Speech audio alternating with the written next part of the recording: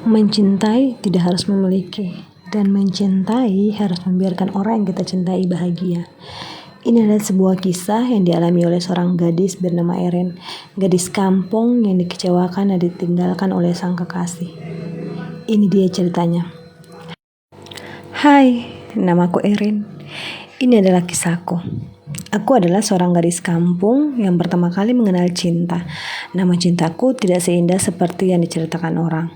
Semua ini berawal ketika aku menjalankan studiku di kota M dan aku menjalani hubungan asmara dengan seorang laki-laki yang bernama Conan yang berada di kota S.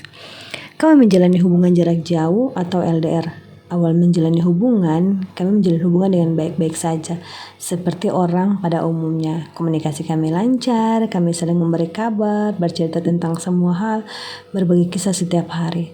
Namun setelah 1 tahun, begitu banyak badai yang datang menghantam hubungan kami. Aku berpikir, mungkinkah ini yang dialami semua orang ketika berpacaran? Ataukah ini karena aku LDR?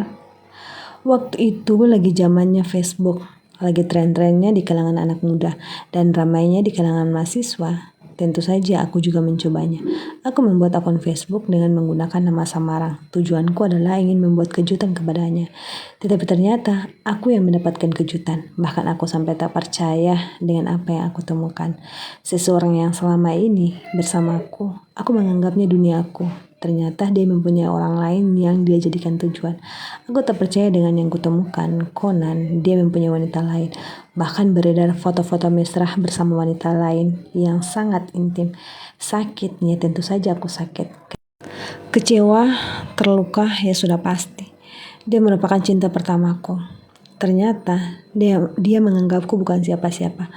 Aku menghubunginya di sela-sela tangisku. Aku bertanya, siapa wanita itu? Wanita yang kau rangkul begitu mesra, wanita yang kau kenalkan kepada dunia. Siapa dia? Conan, dia hanya terdiam. Aku bertanya lagi, apakah dia seseorang yang kau cintai? Dan dia menjawab, apapun yang kau pikirkan, iya. Seketika runtuh duniaku, harapanku untuk bersamanya, semua impianku hilang. Kenapa? Kenapa selama ini kau begitu baik padaku? Kenapa selama ini kau membuatku menjadi spesial, tetapi nyatanya ada orang lain? Dia hanya diam tanpa berkata. Aku pun melanjutkan. Pergilah bersamanya, siapapun dia, semoga kau bahagia bersamanya. Semenjak kejadian itu, aku mulai bangkit kembali. Aku menata hidupku, fokus kepada studiku. Beberapa kali aku menjalani asmara dengan pria, namun rasanya hambar. Aku tidak merasakan cinta yang sama seperti bersama Conan. Dan beberapa tahun berlalu, aku sudah bisa bangkit kembali. Aku sudah bisa seceria itu. Aku sudah melupakan semua masa laluku. Aku sudah bertekad, aku hanya fokus kepada studiku, selesai dan membanggakan orang tua. Namun nyatanya tidak seperti itu. Beberapa tahun berlalu, suatu hari ketika aku sedang repot-repotnya dengan skripsiku, tiba-tiba handphoneku berbunyi. Dan begitu aku mengangkatnya, seseorang di balik telepon itu berkata, "Halo?" Seketika jantungku berdebar, rasanya ingin copot. Dadaku sesak. Untuk beberapa saat, aku tidak bisa berkata-kata apapun. Suara yang begitu aku kenal, suara yang begitu aku rindukan, suara yang pernah mengisi hari-hariku, suara yang begitu aku cintai, bahkan suara yang pernah menyakitiku. Ya, betul, dia Conan. Conan, seseorang yang pernah mengisi duniaku. Dia kembali lagi. Dan entah bagaimana ceritanya atau ramuan apa yang dia kasih, akhirnya kami kembali bersama lagi. Kami kembali seperti dulu lagi menjalani suatu hubungan jarak jauh LDR.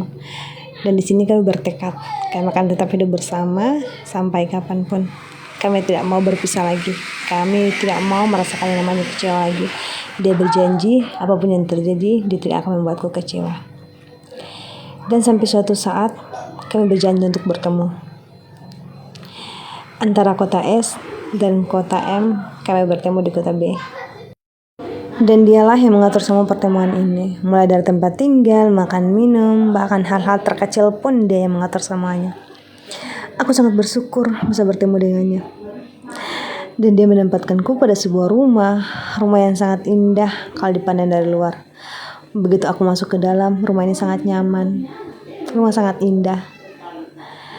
Dan begitu aku menatap pada sebuah foto, aku sepertinya mengenal wanita ini, tapi entah di mana. Wajahnya begitu familiar.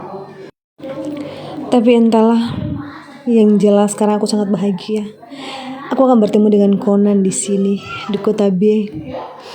Setelah sekian lama akhirnya kami bertemu. Kami bisa menghabiskan waktu bersama, kami bisa berjalan bersama, berdua bergandengan tangan, seperti layaknya sepasang kekasih. Tetapi yang terpenting aku sangat berterima kasih kepada sang pemilik rumah. Mereka mau menampungku selama beberapa hari di sini. Aku sangat bersyukur sekali. Berkat mereka aku bisa bertemu dengan Conan.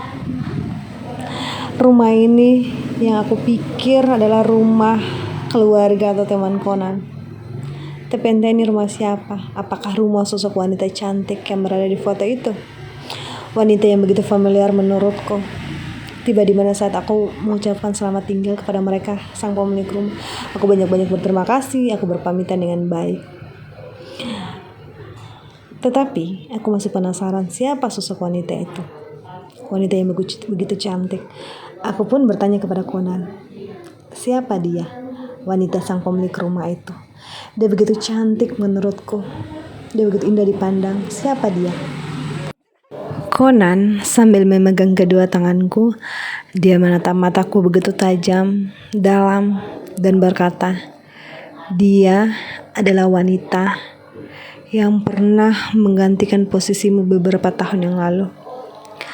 Wanita yang pernah menjadi orang ketiga di antara kita. Wanita yang pernah aku cintai beberapa tahun yang lalu menggantikanmu. Aku hanya menatap Conan, penuh arti, tanpa berkata satupun. Tiba-tiba air mataku mengalir dari kedua mataku. Entah ini air mata apa. Apakah air mata kecewa atas semua ini? Penyesalan atas semua ini sudah terlalu jauh sampai di sini? Atau air mata apa? Aku bingung. Terima kasih Conan atas semua kekecewaan ini.